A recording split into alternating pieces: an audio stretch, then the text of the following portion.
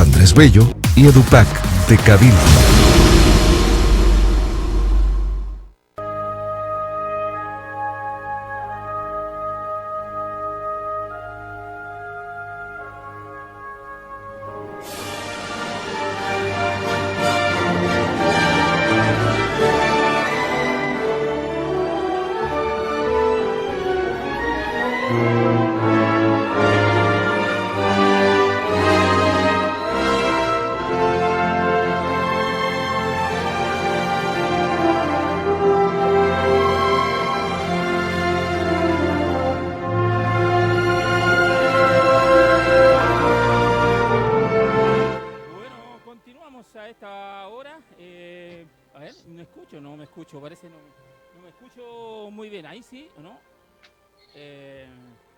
Algo pasa aquí, que no... Ahí está, ahora sí que tengo micrófono, yo mismo me estaba muteando. ¿Cómo está la cuestión? Bueno, son las 11 con 04 minutos, seguimos en este programa al aire con nuestra gente, programa de conversación con los grandes amigos de la radio. También obviamente estábamos hace un rato atrás con Jorge Correa Sudil, conversando de la contingencia, de lo que está ocurriendo, porque son demasiadas cosas que están pasando. Estamos a esta hora como...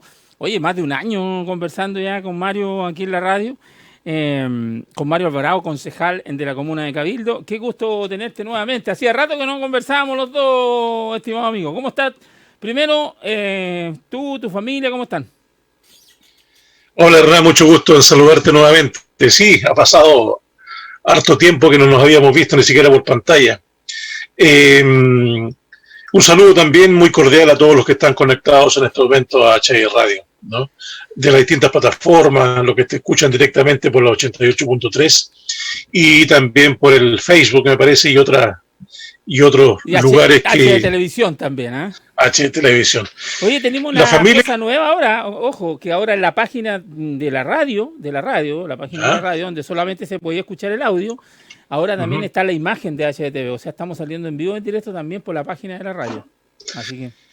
Bueno, con algunos voy a tener que usar filtros, parece, porque no somos muy agraciados. No somos muy agraciados en televisión, así que por lo menos eso.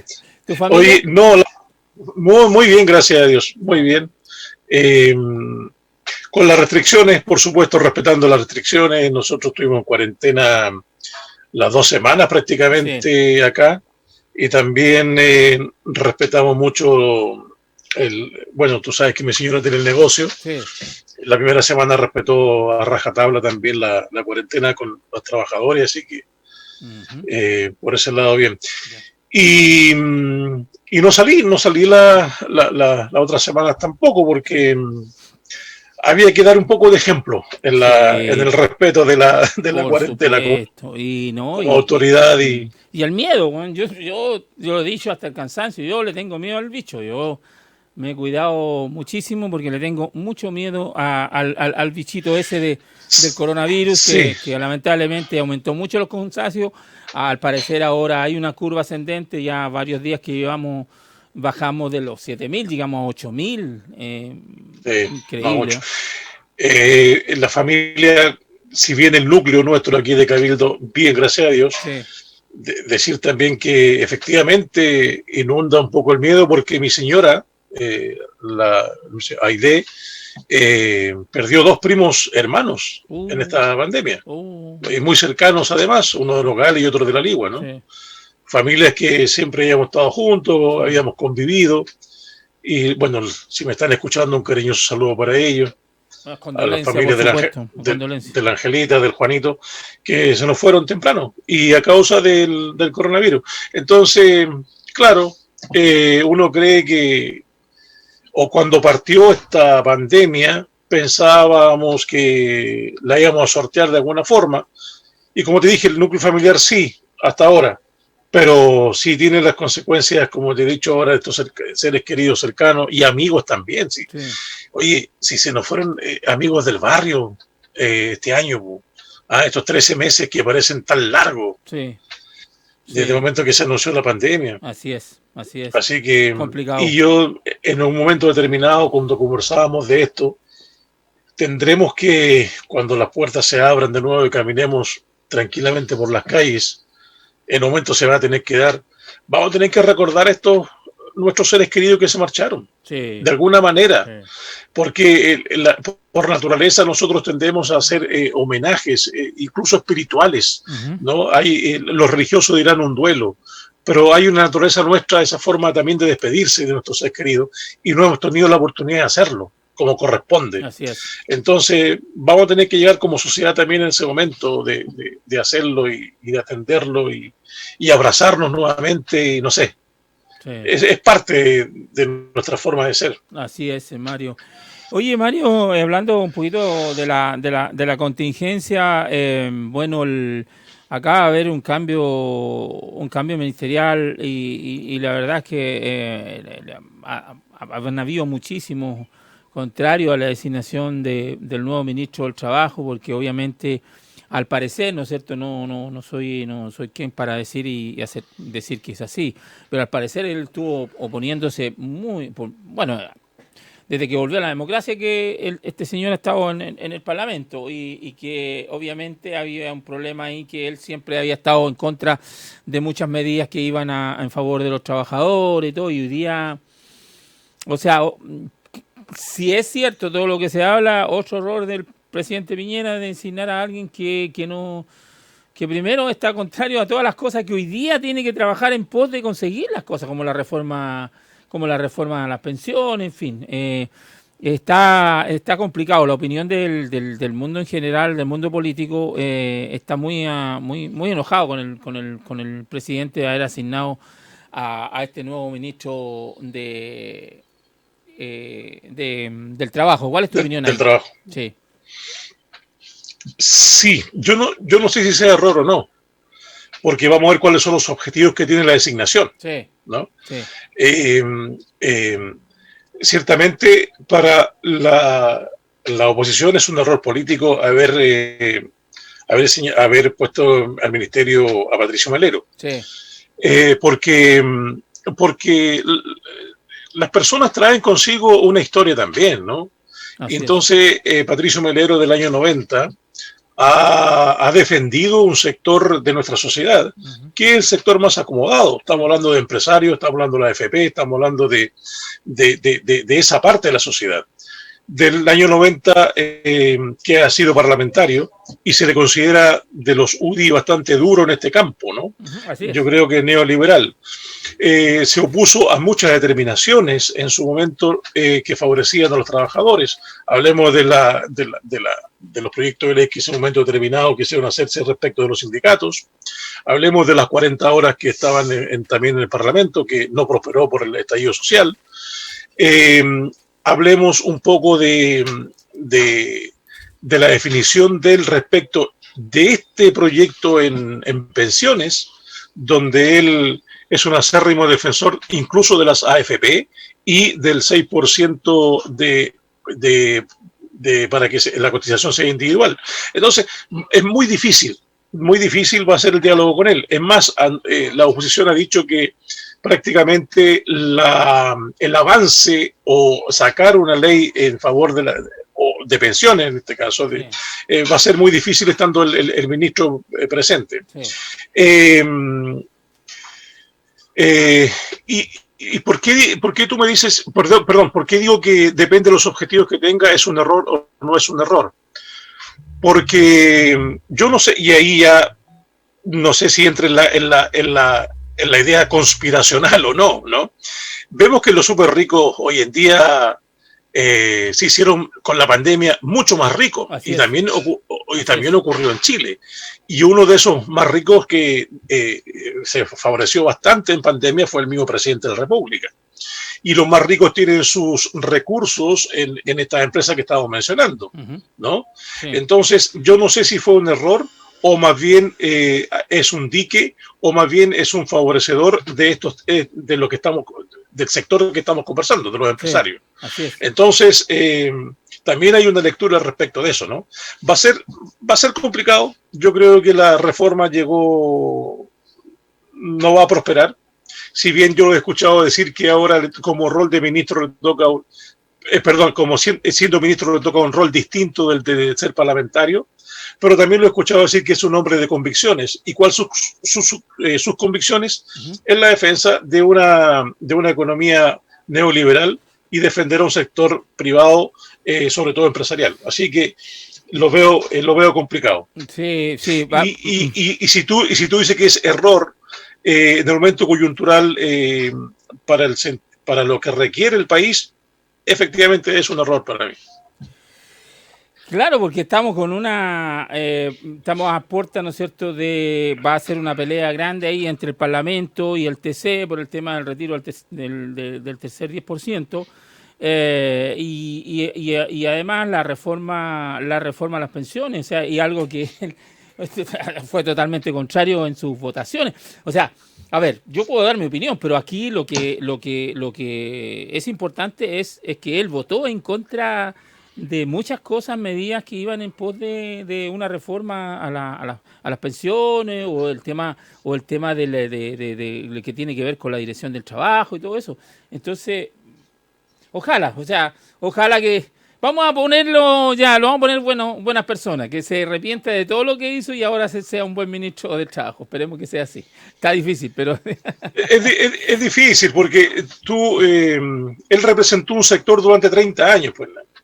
Sí. Si nosotros decimos que una de las manifestaciones de la democracia es la representación en el Parlamento, él representó un sector específico, ¿no? Que fueron lo que estamos diciendo, lo que estamos conversando, sí. Pero sobre todo el empresariado. Oye, Mario, y mira, por eso hablar de los 30 años, tú sabes que la senadora Carolina Goich va a terminar su periodo y ella se va a retirar de la política. O sea, va a seguir en política, pero se va a retirar de un cargo público. Porque ella dice que no quiere ser como muchos que se apernaron en el poder y no salieron más. O sea, son muchos los que llevan más de 30 años en el Parlamento, ¿no? ¿Cuál es tu opinión sobre eso? Mira, Chile tomó una decisión respecto de la reelección de todas sus autoridades. Sí. Yo creo que fue el momento en que se hizo era adecuado, ¿no? ¿Ya? Para no eternizarse o prolongarse en el poder. Aquí tenemos un caso, el ministro ya no podía ser reelecto ya, sí. Pero estuvo 30 años. Eso es lo que pedía la ciudadanía. Pero por otro lado también hay no sé si contradicciones o no, respecto de lo que quiere la ciudadanía. Yo siempre conté, y me parece que esta radio lo expuse, cuando hemos llegado a la exageración de acotar lo que quieren los ciudadanos en democracia. En México habían puesto una vez una sola reelección. Entonces, también quita un poco, voy a poner esta palabra que no me gusta mucho, pero quita un poco de competencia entre los políticos también, porque una vez llegado al cargo y como no hay ningún incentivo o motivación futura, porque solamente vas a estar una vez, no te esfuerzas y haces lo posible para llevar una forma bastante particular tu elección, digamos, ¿no? Y se dio mucho a la corrupción en México. Sí. Muchísimo a la corrupción. Entonces están en contradicción dos cosas, no sé si en contradicción o en oposición más bien. Si la democracia debe ser que la ciudadanía elija siempre a aquellos que quiere elegir y son ellos los que soberanamente votan o no votan independientemente de los años, ahí hay una buena discusión. Pero yo creo que en Chile, por el momento que estábamos viviendo, por el descrédito de la política, por lo que la ciudadanía quería, era necesario restringir el tiempo, ¿no? Pero como te digo, suceden también en oposición a otras cosas también de la democracia, que es el soberano quien decide. Así es. Estamos conversando con Mario Alvarado Osorio, concejal por la Comuna de Cabildo, en este programa que estamos haciendo de conversación, en este programa al aire con nuestra gente. 11:17 por todas nuestras plataformas. Recuerde que puede entrar a www.hradio.cl y tiene el reproductor de H Televisión también ahí. Puede navegar en internet y va a estar siempre ahí poder mirar y escuchar las entrevistas y la buena música que tenemos ahí en HD Televisión también, los buenos videos de los 80. Así sin pauta. Y sin pauta. Y sin pauta. Pauta. Sí, pauta, sin pauta. Sí, la verdad que, oye, eso, muy pocos no creen eso, pero aquí estoy sin ningún papel a mano, lo hacemos sin pauta porque la verdad que, bueno, sabemos que son temas que son comunes y somos personas que estamos constantemente leyendo la información, adquiriendo cultura y conocimiento, por lo tanto podemos abordar distintos temas. Oye, el tercer retiro, lo estábamos diciendo recién, se ve complejo, me decía, porque le hice la pregunta, Jorge Correa recién, recuerda que él defendió a las AFP por el retiro de la persona de esta de Arica, de Iquique, ¿a dónde? La señora que quería retirar todos los fondos. Sí, Arica. Sí, pero la señora que quería, que es profesora. Antofagasta, no me acuerdo dónde fue la profesora, ¿ya? Salió rechazado en la Corte Suprema al final eso. Sí, pues ya él defendió las AFP, por Jorge. Pero Jorge, yo ¿por qué le hice la pregunta? Porque quería yo primero saber yo también, porque todo el mundo pregunta, oye, ¿por qué esta persona, qué sucedió aquello? Entonces él argumentó, ¿no es cierto?, que me contaba que él argumentó que la Constitución, o sea, el tema de la AFP tiene que ser resuelto por el Parlamento y no por los jueces. Entonces, como esta era una determinación de un juez que le había dicho a la AFP que tenía que devolverle toda la plata a la señora, él fue y argumentó que es el Parlamento el que tiene que tomar la decisión y, bueno, de hecho ahora tomó la decisión el Parlamento en que las personas con enfermedad terminal pueden retirar todos sus fondos y obviamente él lo que ve ahora que también se ve muy complicado el tema del tercer retiro porque dice que se contradice el TC con alguna norma que él dictó con el segundo retiro cuando habla de cuántos votos se necesitan para aprobar un tercer retiro. Y al parecer, aunque votaran todos los parlamentarios votaran a favor, también ellos rechazarían. No sé, ahí no logro entender. ¿Cómo ves el tema del tercer retiro? ¿Crees tú que el TC también se va a poner la mano en el corazón y va a poder decir, oye, démosle luz verde a esto porque la calamidad económica de mucha gente es muy, muy grande, Mario? No. Una de las cosas que lo tiene el TC es el corazón, así que no tiene. Ellos son pecho frío nomás. Pero estaba recordando el caso, ahora que tú lo trajiste a la memoria, como no está pauteado esto, estaba recordando cuál era la argumentación de ese momento de la profesora. Era efectivamente que durante mucho tiempo las AFP, o todo el tiempo más bien, han dicho que los fondos son individuales y son suyos. Son propios, sí. Son suyos, son propios y usted determina qué hace con esos montos. Muy bien, ella entonces dijo, si son míos, es una ecuación simple, entonces yo tengo derecho también a que me los den, ¿no? Sí. Y el primer fallo fue eso, y después, claro, la Corte Suprema nos tomamos con lo que dice Correa Sutil, que la Constitución... la Constitución misma es la que determina este tipo de acciones, digamos, para hacerlo más fácilmente. Entonces, y lo pone como una especie de seguridad social, lo pone ahí bastante ambiguo en la Constitución, pero bueno, la interpretación que se da es que solamente una reforma constitucional podría otorgar este tipo de permisos para los fondos o acceder a ellos. Se hizo en el primer retiro. Acuérdense que el primer retiro fue también muy, muy difícil. Ahí salió Alamant, me parece, el que iba a ir al TC, al Tribunal Constitucional, y no fue por una cuestión de votación. Sí.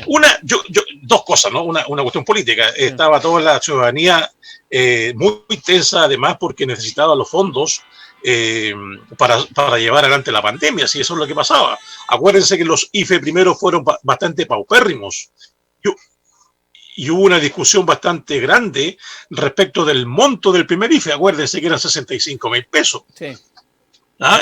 Era muy pobre y la gente estaba teniendo las necesidades mucho más grandes que ese beneficio que le iba a otorgar el Estado. Sí. Eso es lo político, el momento. Y después Alamán se refugió en el argumento de que no fueron porque eran los 2/3 del Parlamento el que había accedido, ¿no? Uh-huh. Y después tenemos el segundo retiro, que el gobierno más bien tuvo que acceder a ello y y ahí va a tener problemas en el tercero, no sé cómo y después tuvo que acceder. Disculpa, pero el segundo retiro se aprueba, lo van a pagar, pero ahí recién el TC se demoró en dar su veredicto y el veredicto lo dio después que ya estaba siendo entregado el segundo retiro. Acuérdate. Sí, pero hay una diferencia, porque el gobierno, acuérdate que el Estado, o el gobierno en este caso, argumentaba de que los parlamentarios no tenían las competencias sobre montos, sobre dineros. Claro. Entonces, entonces él en el segundo retiro también lo patrocinó, sí, por lo mismo, sí, ¿no? Para dar apoyo en esta argumentación. Ahora, el tercero, Hernán, yo lo veo complicado, va a haber pelea. Sí. Porque buena parte, y ojo, yo voy a decir lo mismo que he dicho siempre. Yo nunca he sido partidario y lo he dicho en esta radio y en otras radios, sí, de que la gente retire sus fondos de ahorro para solventar sus gastos y sus necesidades. Tiene que ser el Estado el que responda en esta situación de pandemia para responder a las necesidades de las personas. Como no lo ha hecho lo suficientemente bien, o más bien se ha centrado en una política de focalización, es decir, poniéndole normas y reglamentos a aquellos que acceden a estos beneficios, se le ha hecho complicado a la gente. Y lo más fácil es, o popular, no sé cómo llamarlo, es el 10% de los fondos. Uh-huh. Ahora tenemos un problema, pues, que la gente con mayores necesidades retiró los fondos que tenían en la AFP y queda, y los economistas dicen que es una acción regresiva, quedan las personas que tienen mayores recursos. Pero también cuidado con eso, porque las personas que en teoría tienen mayor recurso son aquellos que nosotros estamos llamando clase media, que también está bastante deteriorada. Le ha ido muy mal. Y lo otro lo otro que a mí me cuenta, perdón, Mario, lo otro que yo no entiendo, que cuando dicen, no, vamos a favorecer a los súper ricos, una persona que tiene, vamos a ponerle 300 millones de pesos en la AFP, no puede retirar más que 4.300.000 pesos.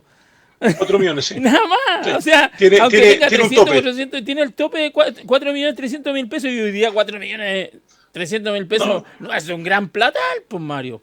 No es nada. Pero como te digo, y aquí se le desordena el naipe un poco, perdón la expresión, ¿sí? al gobierno, sí. Porque ayer leí una declaración del comité político de RN, ¿no? De RN con su presidente Mario Desbordes, donde efectivamente le dice al gobierno que no interponga ningún recurso durante el TC y patrocine y apoye el retiro del 10%, del tercer retiro del 10%. Sí. Entonces, ya no es solamente la oposición, sino que con una mirada bastante realista lo hace una parte importante del Chile Vamos, que ojo, tiene la mayoría parlamentaria en Renovación Nacional. Así es. No es poca cosa lo que está diciendo el comité político. Así es. Así que va a tener una buena pelea en dos flancos, digamos, ¿no? Una de la oposición y otra con RN y parte también de la UDI, ¿no? Oye, parte de la UDI. Sí, nos quedan un par de minutitos. Me parece extraño que estando en cuarentena, prácticamente el otro día estaba en cuarentena prácticamente casi todo el país, no aparecieron más las cajitas de mercadería, Mario. ¿Será que entendió de que eso, si bien posiblemente fue ayuda para algunas personas, pero esa cuestión yo creo que fue para mí, visto desde el punto de vista mío, a lo mejor estoy absolutamente equivocado, pero creo que fue un error. O sea, yo hubiese preferido que a esa persona se le hubiera inyectado dinero y la persona hubiese comprado esa mercadería, porque fue una problemática tremenda en la entrega de caja, y luego otra persona decía, no, que a mí no me entregaron, que a la vecina del lado le dieron 2 y a mí no me dieron nada, que la señora del frente, que el barrio elegido, en fin, una discusión, y bueno, y no parecieron mal las cajitas. ¿Qué querés que te diga? Pues nada, complicado, pues. Muy complicado esto de las cajitas, primero por la operatividad. Así es. son personas las que distribuyen, las cajas no se distribuyen automáticamente porque alguien lo quiso que se distribuyeran, ¿no? Y le dieron responsabilidad a los municipios. Así es. Y aquí felicitar a la gente del municipio sobre la parte social, ¿no? Sí, sí. Donde tuvo toda la voluntad, tuvo todo el empeño para destruir las cajas, etcétera, y a través de las organizaciones. Ahora, que quedó gente descontenta, por supuesto, si las cajas no venían para todos. Entonces era complicado. Pero se le dijo desde el inicio, yo no sé si habrá entendido o no, todavía le cuesta entender, porque la pandemia también se ve mucho el sesgo ideológico en algunas actuaciones. Y te pongo dos términos, universalidad versus focalización. La focalización está sobre todo dada por una economía neoliberal, ¿cierto? Donde los recursos se resguardan al máximo y quien tiene que llevar adelante siempre es el mercado. Y focalizar los pobres, focalizar quién ha disminuido sus ingresos a un tanto por ciento, etcétera, etcétera. Sí. Entonces te van poniendo cortapisas innumerables. Versus la universalidad, en la que por lo menos yo creo en eso, ¿no? Me puedo equivocar en el margen. Hay una curva de Gauss que se llama en el medio, ¿cierto? Hay una especie de campanita. Sí. En el medio están la gran mayoría de las personas y seguramente habrá una marginalidad que es la que me equivoque. Pero prefiero equivocarme, ¿no? Antes que los recursos lleguen tarde y no lleguen a todos. Y por eso que es importante la universalidad de los recursos en este momento. Estados Unidos lo hizo. Y Estados Unidos no es un país comunista ni mucho menos, ¿no? Y sin embargo, universalmente ingresó fondos directamente a las cuentas de las personas. Así es. ¿Por qué no se puede hacer acá? Entonces, eso contra lo otro. Y bueno, y el gobierno ha optado más bien por la focalización. Como todas las políticas nacionales durante estos 30 años. Y por eso el descontento, pues. Así es. Y si el estallido social, perdóname sí. Que me vaya atrás, sí, no favor. Es una cosa que se vino a fraguar de la noche a la mañana, es precisamente por este tipo de políticas no universales, sino focalizadas. Cuando no le tocan a todos, la gente las entiende como injustas, ¿no? Y ahora estamos reviviendo otra vez la misma ideología o el mismo comportamiento en tiempo pandémico. Así es. Entonces tenemos que cambiar un poco el switch en ese sentido. Por eso, Mario, yo como tú somos demócratas, creemos en la democracia y respetamos y creemos que en una democracia son importantes los políticos, los partidos políticos, y hoy día se viene una elección 15 y 16 de mayo, que ya se aplazó, ¿no es cierto?, el tema de la elección. Van a haber muchos nuevos alcaldes, muchos nuevos parlamentarios a fin de año, en fin, una nueva constitución en un año y medio más, 2 años más aproximadamente.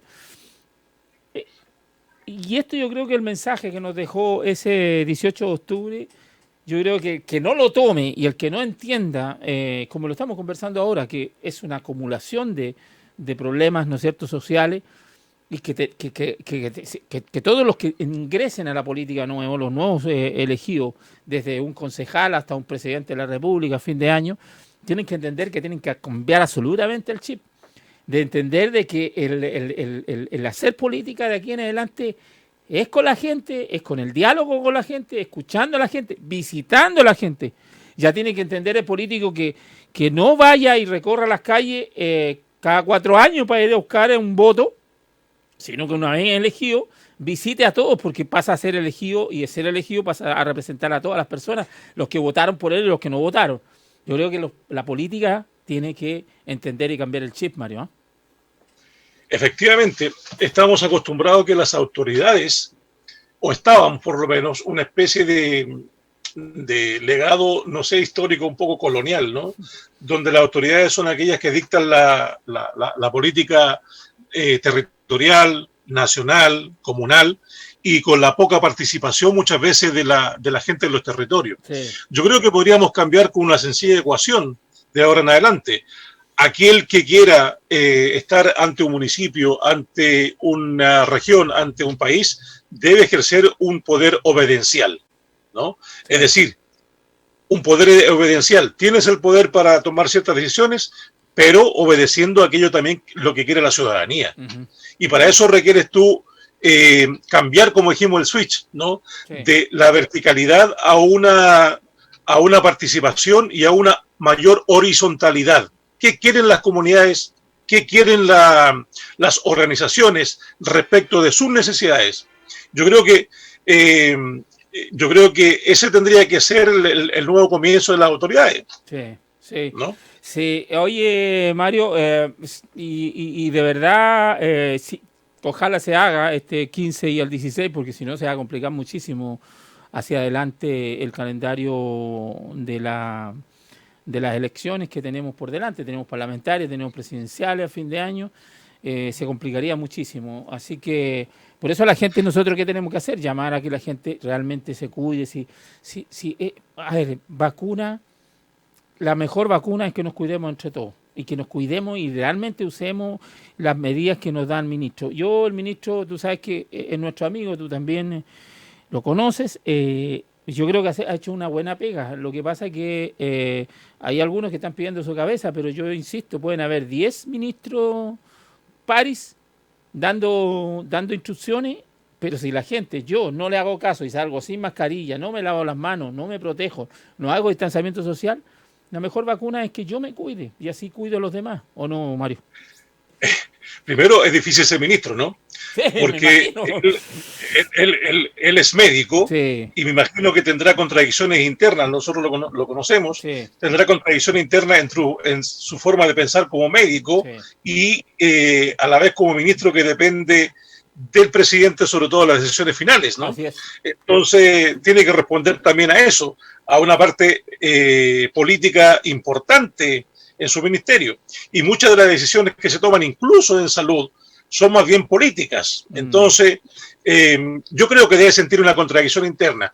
Respecto de lo otro, efectivamente, yo creo que las autoridades tenemos que dar una mayor comunicación de riesgo en la ciudadanía. No confiarnos totalmente, como se dio en un momento determinado, en la vacuna y poner todas las pistas en una vacuna, ¿no? Todavía la comunidad, todavía no se logra, siquiera estando toda la comunidad inoculada, lo que se llama la inmunidad de rebaño. Todavía requiere un tiempo y además no sabemos siquiera cómo se va a comportar la vacuna. Sí, eso es lo tremendo. Entonces, todavía las normas de seguridad, de aislamiento, de la mascarilla, del alcohol gel, del distanciamiento físico, etcétera, de no aglomerarse, todavía rige. Eso no ha cambiado. Sí. Comprobado está que la vacuna, si tú te pones la primera dosis, solamente disminuye en un 3%. Mira lo que estoy diciendo. 3% la virulencia del COVID. Y si hace la segunda alcanza un 54%, 25% la primera, perdón, y la segunda un 54%. Eso no significa que tú no puedas adquirir el virus. Lo único que significa es que va a ser menos letal. Así es. ¿No? Lo único que significa que tú no vas a llegar seguramente al hospital y a entubarte. Eso es. Pero que lo puedes adquirir, lo puedes adquirir. Y puedes ser transmisor del virus, puedes ser transmisor igual porque lo vas a tener. Lo único que es menos letal. Entonces, que la gente entienda esto, ¿no? De hecho, Mario, hay un médico que de 32 años se había vacunado. Tenía las 2 vacunas y sin embargo murió. Mira. Y sin embargo murió porque tenía un problema pulmonar, él tenía asma. Y de 32 años. Y por eso yo me cuido. Y por eso nos tenemos que cuidar. Pues entonces, claro. Entonces que la gente no reclame, porque de repente me han llamado, oye Hernán, no te hemos visto. No me vaya a ver, amigo, no me vaya a ver porque le tengo miedo al bicho. No, yo también. Si la gente no me ve, yo también tengo ese problema, que la gente lo sepa, ¿no? Yo soy asmático de pequeño. Yo también cuido a su gente, mi esposa es hipertensa, corre un riesgo tremendo. Si yo le traigo el bicho a la casa, yo ahora me hice el PCR, ¿cuánto fue? 2, 3 días atrás y ya me llamaron que era negativo y todo, así que igual de repente la gente que cuando vea que están haciendo PCR por ahí, hágase PCR, porque vemos muchas personas que podemos ser asintomáticas y no tenemos síntomas y tenemos el COVID, estamos contaminando a personas que sí le va a afectar y la pueden llevar a la muerte. Sí, casi 30.000 personas han fallecido en nuestro país. Mario, se nos fue el tiempo, quiero agradecerte como siempre. Muy rápido. Sí. Oye, casi 40 minutos. gentileza de estar siempre con nosotros conversando de la contingencia. Seguramente el próximo jueves, ¿verdad? Vamos a estar de nuevo conversando contigo. O martes. O martes, bueno, ahí vamos a ver, vamos a coordinar, posiblemente sea el martes también, para poder seguir conversando de esto que es tan necesario. La conversación es que la gente escuche la opinión de quienes estamos aquí detrás de los micrófonos para ir clarificando cosas que están sucediendo. Es bueno conversar, y aquí lo hacemos sin pauta y lamentablemente sin café, porque antes venías para acá para la radio, los tomábamos un cafecito, te tendríamos con galletitas. Oye, ahora acumulé galletas, porque tengo un cerro de galletas ahora. No, muy bien. Un abrazo gigante, amigo. A mí me encantan, así que sí. Oye, saludar a la gente y reiterar el aviso a seguir cuidándose. Yo sé que es difícil, y el sacrificio que se le está pidiendo a las personas es complicado, porque la gente ya está cansada, está como hastiada, está no sé si la desesperanza no puede caer. Siempre tiene que haber esperanza, y que tenemos un horizonte promisorio, por lo menos. Siempre debe estar eso presente. Así que eso, Hernán, yo te agradezco el espacio. Un abrazo también para tu familia. Gracias.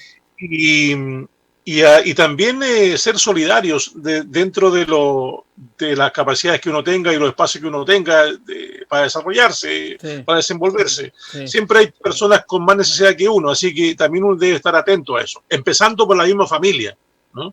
Sí. Oye, y con esto termino, aprovechando también de la gentileza que tiene el ministro Pari. Hoy día muy temprano, casi chateamos todos los días, hoy día muy temprano me llamó, me va a ayudar. Sí, me llamó camino a La Moneda, y vamos a ver un caso. O sea, tengo dos casos tremendos. Hay una persona que necesita 40 millones de pesos mensuales para comprar los medicamentos. 40 millones mensuales.